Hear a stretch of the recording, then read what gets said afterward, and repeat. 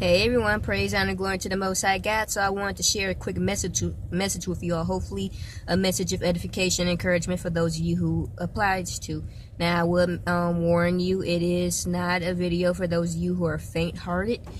So for 2018 now, since 2015, I have been undergoing some spiritual training from the Lord, in which He has been building me up and preparing me for things to come.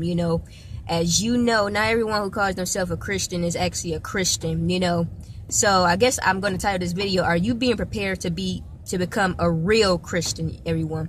And I say real because it's one thing to talk, and it's another thing to walk the walk. And the Lord will put you through things where you can walk, when you learn to walk the walk.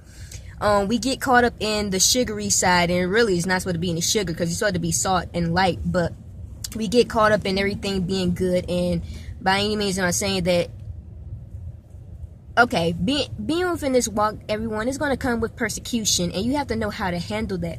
So the training that I've been undergoing has been preparing me for that.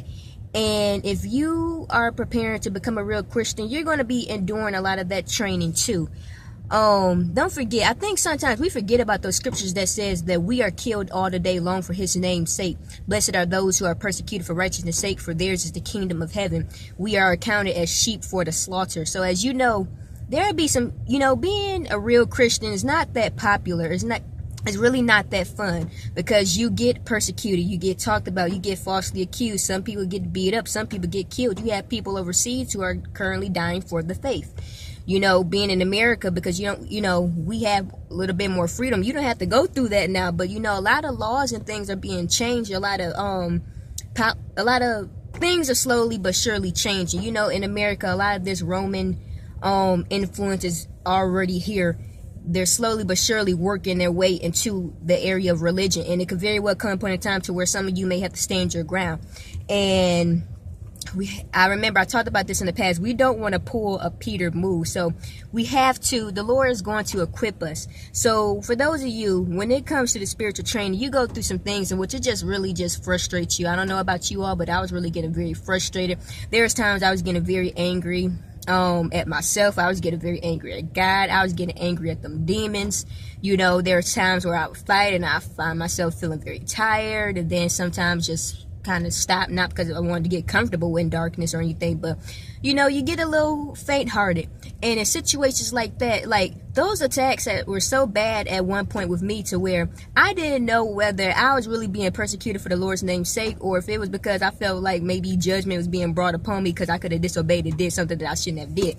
Well, when I get back at my right state of mind after them attacks, y'all, I come into the realization, okay, no, you're suffering for the Lord's name's sake. Okay, so that's just how bad that they get. A lot of the spiritual attacks, whether some of you are getting attacked in your sleep,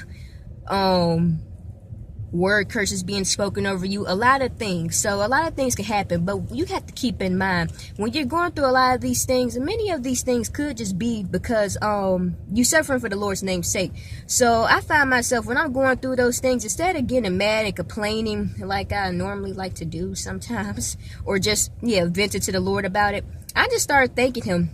I find myself doing that earlier too. It rejuvenates your spirit. You find yourself getting more energized. You get happy. You feel more light, because as you know, being a child of God, we're called to love. We don't hold on to a lot of that dark stuff, a lot of that anger and bitterness. The Lord understands that, thankfully He's nice enough to let us vent, but it comes some point in time where we do have to let that go, y'all. Because as you overseas and things, or whatever the Lord may call you to do, some of you may be called to preach to terrorists. I'm just saying. So, if you over there talking to somebody in ISIS like, hey, you're in false religion and you need to repent. Yeah, that was just a joke, y'all, but you never know how a lot of people are going to receive that. A lot of people are not receptive to the truth. A lot of people claim to like the truth, but the truth hurts people. So, it's just something to think about. You have to keep, count it all joy. That's why count it all joy when we fall into many temptations, everyone. Because, the trying of our faith worketh patience. So, count that all joy. Don't forget, I always talk about praise, and it's a reason why we have to praise, because although we're working death within our flesh, as Paul talked about, we're working life. The life of Christ is being manifested within us, everyone. So just a quick word of encouragement and edification for those of you who need it. So I thank you all for listening. I know it's dark, y'all, so just bear with me. All right. But yeah, that was pretty much the end of the message, everyone. Keep your mind renewed to that. We have to suffer for the Lord's name's sake, everyone. So I thank you all for listening. Much love. Peace be with you, and God bless.